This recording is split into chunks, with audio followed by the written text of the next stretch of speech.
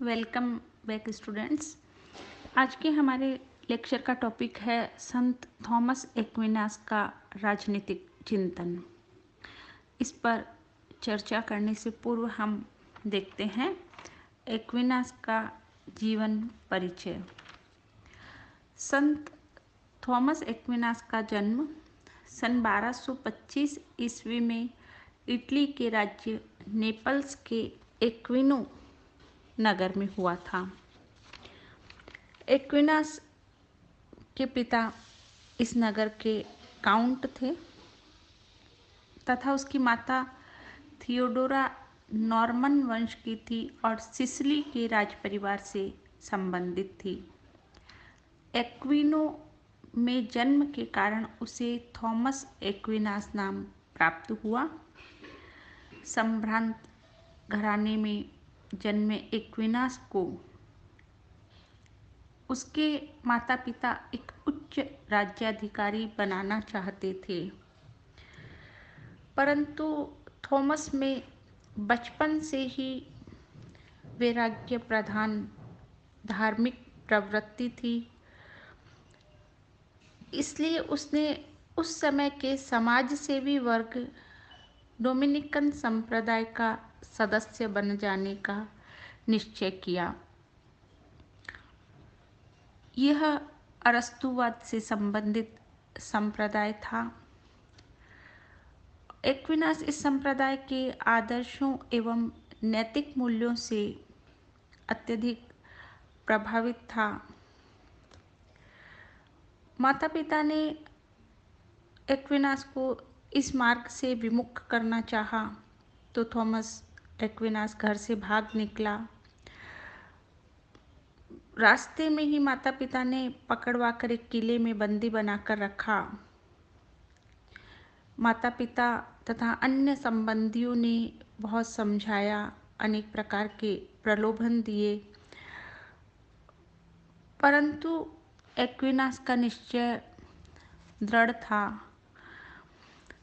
और संपूर्ण जीवन धर्म और ज्ञान के प्रति समर्पित करने का निश्चय किया।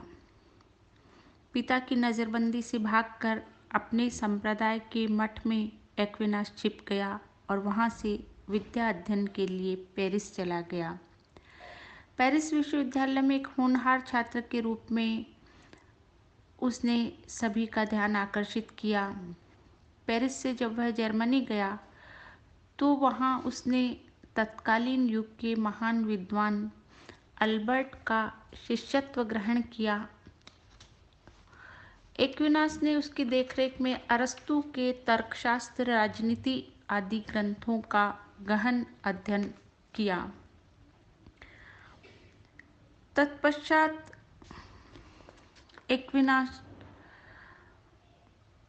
ने अपनी प्रतिभा, तर्क शक्ति, आध्यात्मिक ज्ञान, श्रेष्ठता, सत्यनिष्ठता, मौलिकता, इन सब के आधार पर अपनी एक पहचान बनाई और अत्यधिक सम्मान प्राप्त किया।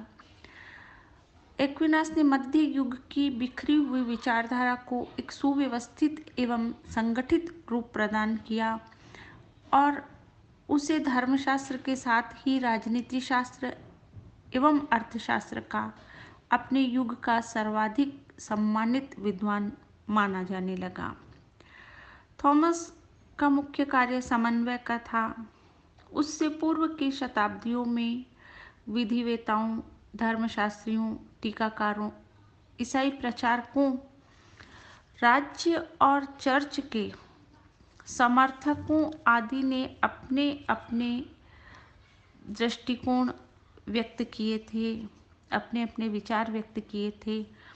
थॉमस ने इन विभिन्न विचारों और दृष्टिकोणों में एकता और क्रमबद्धता स्थापित करके इनको एक पद्धति का रूप प्रदान किया और इसलिए विचारक फोस्टर ने विश्व का महान क्रमबद्ध दार्शनिक एक्विनास को कहा। एक्विनास अपने युग का सर्वाधिक सम्मानित विद्वान माना जाता था। अनेक बार अनेक बड़े शासकों ने उसे परामर्श के लिए आमंत्रित किया। एक्विनास रोमन कैथोलिक चर्च से संबंधित था और उसे पोप ने भी मंत्रणा के लिए आमंत्रित किया। पोप लियो 13वें ने अपने एक परिपत्र में उसके दर्शन को एकमात्र सत्य दर्शन कहा। पोप के निर्देश पर पेरिस विश्वविद्यालय ने उसे धर्माचार्य की पदवी प्रदान की। अनेक बार उच्च प्रशासकीय पदों पर नियुक्त होने का अवसर मिला, परंतु एक्विनास ने इन्हें अस्वीकृत कर दिया क्योंकि उसे सत्य एवं ज्ञान की खोज से प्रेम था। 1274 में इस महान दार्शनिक की मृत्यु हो गई और पोप के निर्देशानुसार उसका शव डोमिनिकन संप्रदाय को सौंप दिया गया। संत थॉमस एक्विनास 13वीं शताब्दी का ही नहीं अपितु संपूर्ण मध्यकालीन यूरोप का सर्वश्रेष्ठ विचारक माना जाता है। उसने मध्य युग की राजनीतिक विचारधारा की जो दो मूल प्रवृत्तियां हैं, तर्क एवं श्रद्धा का परस्पर समन्वय किया। एक्विनास ने अनेक ग्रंथों की रचना की। उसके राजनीतिक विचारों का परिचय देने वाले प्रमुख ग्रंथ इस प्रकार हैं। सुम्मा थियोलॉजिका अर्थात धर्मशास्त्र का संक्षेप, अरस्तु की राजनीति पर टिप्पणी, राजाओं का शासन, सुम्मा कॉन्ट्रा जेंटाइल्स, ये इसकी प्रमुख रचनाएं हैं, जिसमें सुम्मा थियोलॉजिका तथा राजाओं का शासन, द रूल ऑफ प्रिंसेस, ये ऐसे ग्रंथ हैं जिन्हें एक्विनास पूरा नहीं कर पाए, अधूरे ही रह गए और उसके शिष्यों ने इन्हें पूरा किया। उसके ग्रंथों में सुम्मा थियोलॉजिका को सर्वोत्तम ग्रंथ माना जाता है। इस ग्रंथ में एक्विनास ने धार्मिक विषयों के साथ ही राजनीतिक व विविध प्रश्नों की भी समीक्षा प्रस्तुत की है। तो अब हम देखते हैं एक्विनास का राजनीतिक चिंतन। थॉमस एक्विनास 13वीं सदी के यूरोप का विचारक है। उसके युग में एक और परंपरागत पोपवादी विचारधारा को नई चुनौतियां मिल रही थी और दूसरी और अरस्तुवादी विचारधारा निरंतर प्रभावशाली बन रही थी। इन परस्पर विरोधी माने जाने वाली दोनों विचारधाराओं का समन्वय किया जाना उस युग की प्रमुख आवश्यकता थी। एक्विनास ने अरस्तुवाद तथा ईसाईयत में समन्वय स्थापित किया। एबलस्टीन के अनुसार थॉमसवाद में अरस्तु और ईसाईयत का संश्लेषण है।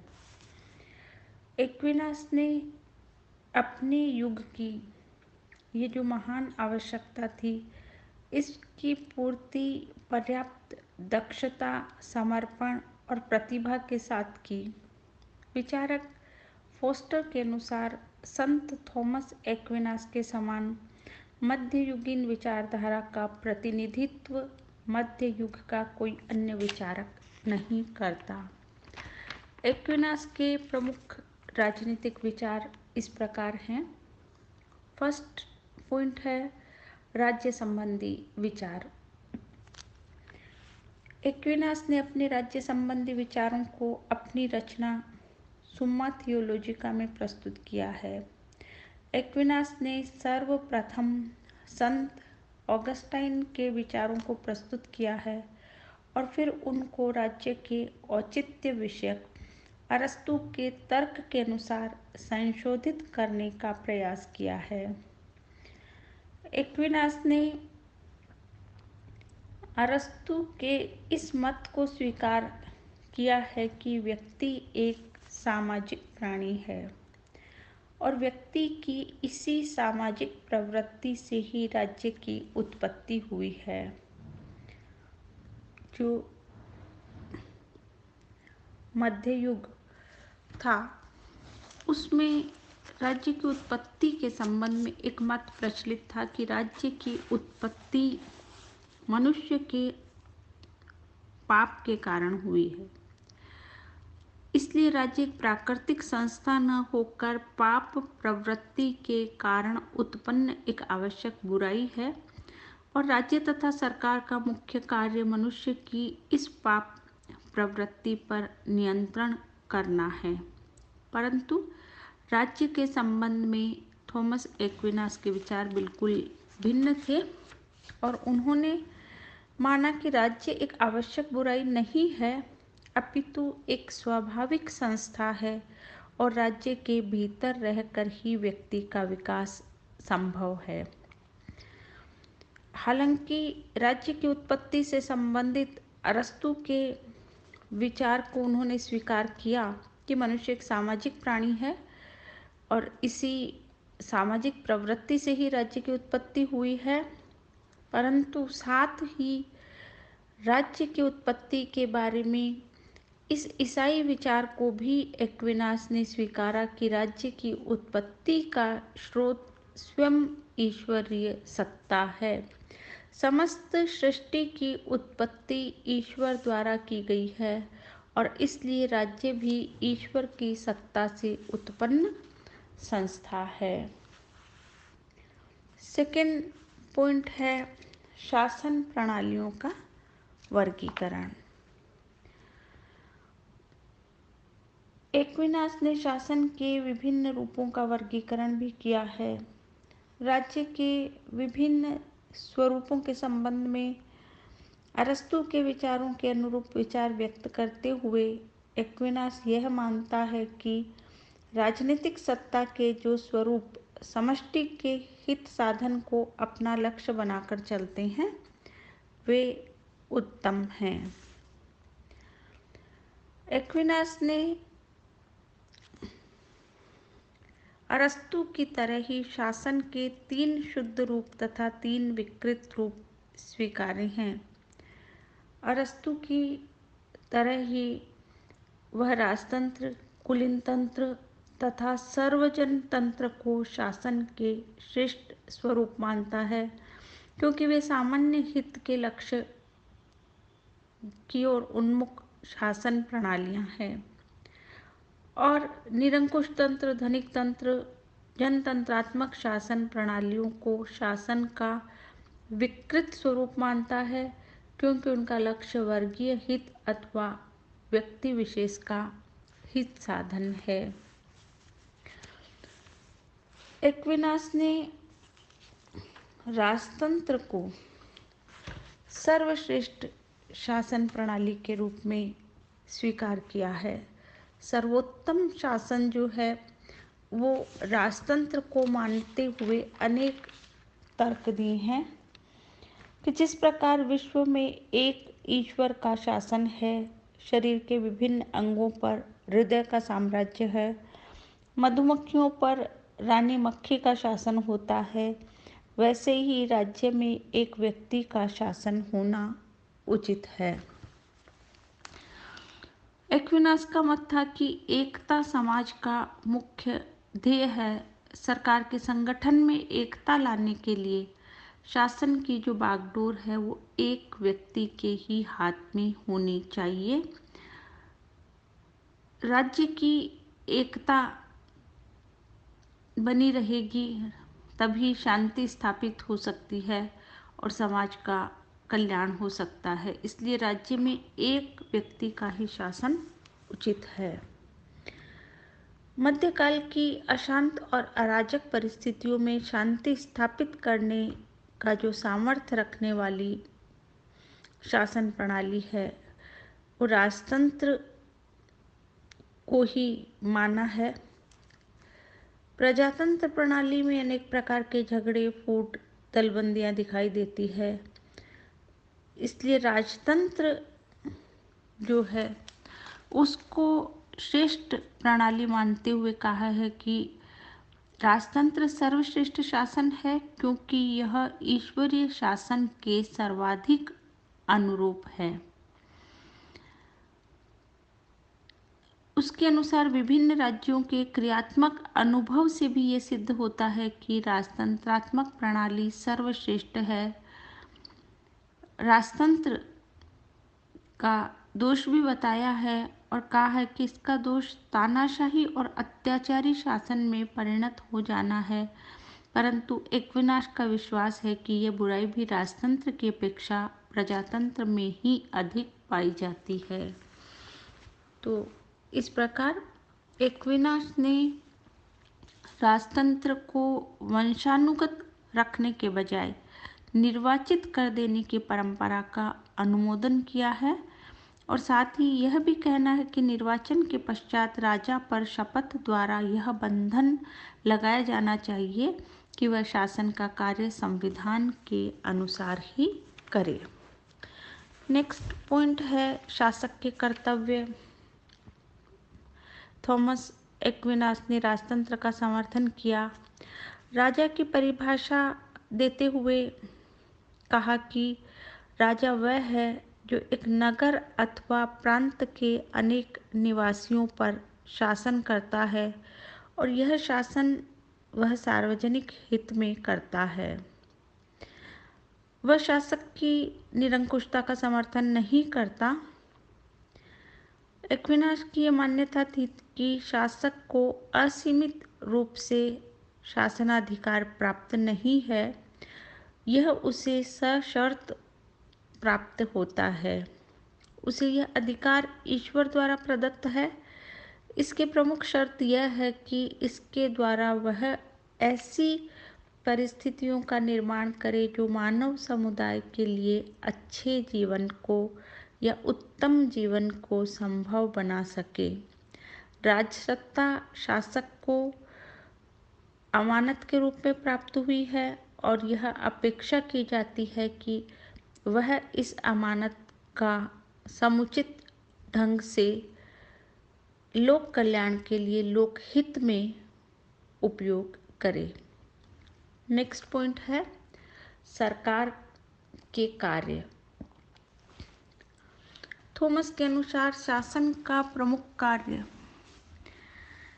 ऐसी परिस्थितियों का निर्माण करना है जिससे समाज में शांति और व्यवस्था बनी रह सके और इसी उद्देश्य से शासन को निम्नलिखित कार्य सौंपे हैं। शासन के द्वारा कानूनों के उचित पालन की व्यवस्था की जानी चाहिए।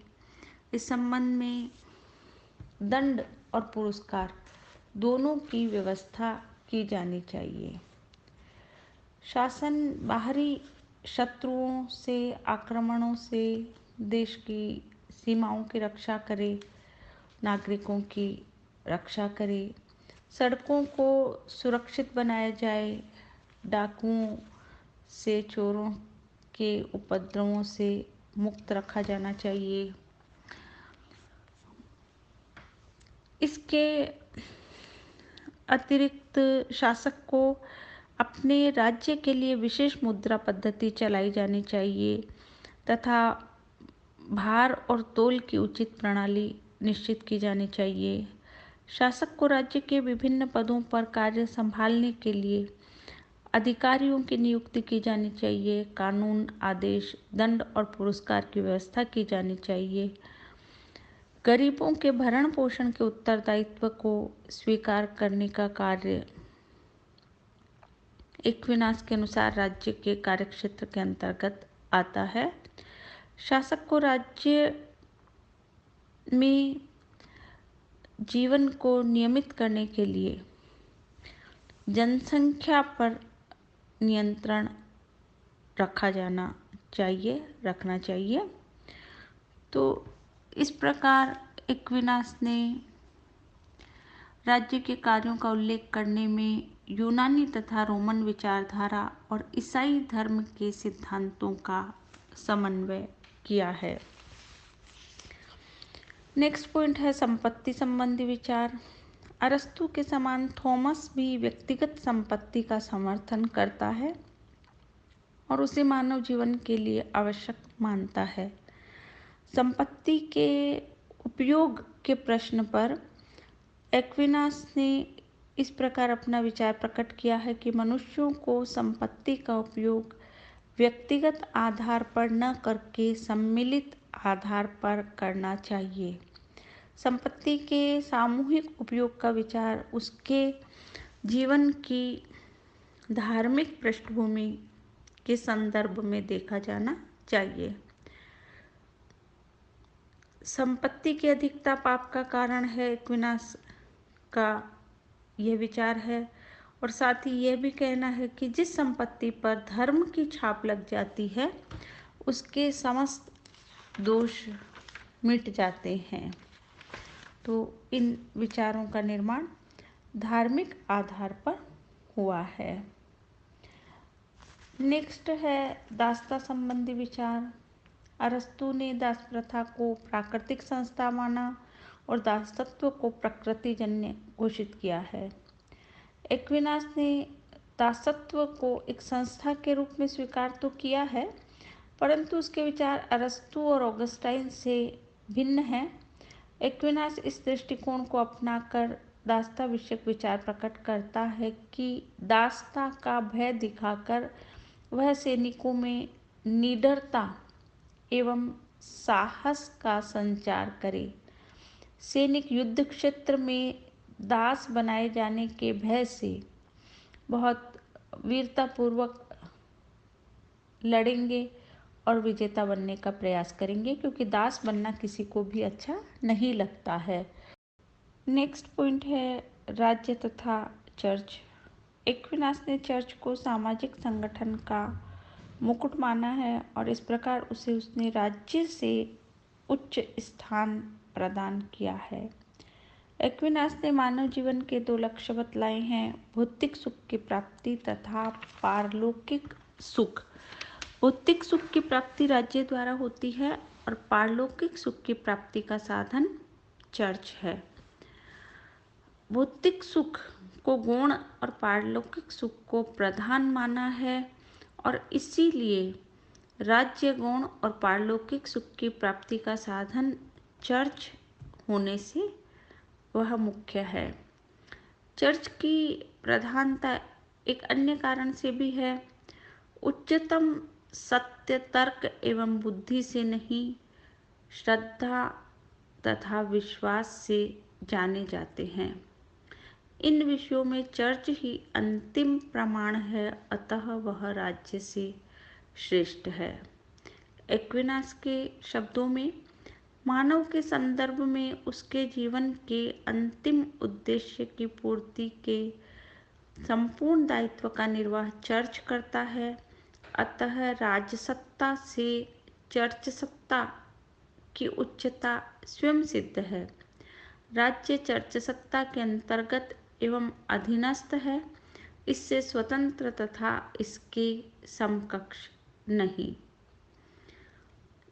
तो इस प्रकार सामाजिक व्यवस्था में जो चर्च की भूमिका है वो सबसे प्रमुख है। वह लौकिक संगठन यानी राज्य का प्रतिद्वंदी नहीं, वरन उसकी पूर्णता का प्रतीक है। एक्विनास दोनों शक्तियों में सहयोग की कामना करता है, लेकिन आत्मिक उद्देश्यों की पूर्ति का साधन होने की वजह से अंततः चर्च की सर्वोच्च शक्ति का समर्थन करते हुए कहा कि अगर कोई राजा धार्मिक सत्ता की अवहेलना करता है तो उसे पोप पदच्युत कर सकता है और उसकी प्रजा को उसके प्रति भक्ति की शपथ से मुक्त कर सकता है। तो इस प्रकार निष्कर्ष रूप में यह कहा जा सकता है कि एक्विनास राज्य सत्ता के महत्व को स्वीकारते हुए भी पोप की सर्वोच्च सत्ता का प्रबल समर्थक है। लास्ट पॉइंट है कानून संबंधी विचार। प्रोफेसर डनिंग के शब्दों में थॉमस एक्विनास का कानून एवं न्याय सिद्धांत वह धारा है जिसके माध्यम से अरस्तु, स्टोइक्स, सिसरो, रोम के साम्राज्यवादी विधिवेताओं तथा ऑगस्टाइन के सिद्धांत समन्वित रूप में आधुनिक युग को संप्रेषित किए गए थे। एक्विनास ने कानून संबंधी यूनानी और रोमन विचारधाराओं में समन्वय स्थापित करने का प्रयास किया। एक्विनास के कानून संबंधी विचार बहुत महत्वपूर्ण है। विचारक कोकर का मत है कि राजनीतिक चिंतन के लिए सामान्यतः एक्विनास का कानून विषयक विवेचन संभवतः उसकी महानतम देन है। कानून से संबंधित विचारों को हम डिटेल में नेक्स्ट लेक्चर में देखेंगे। आज के लिए बस इतना ही। धन्यवाद।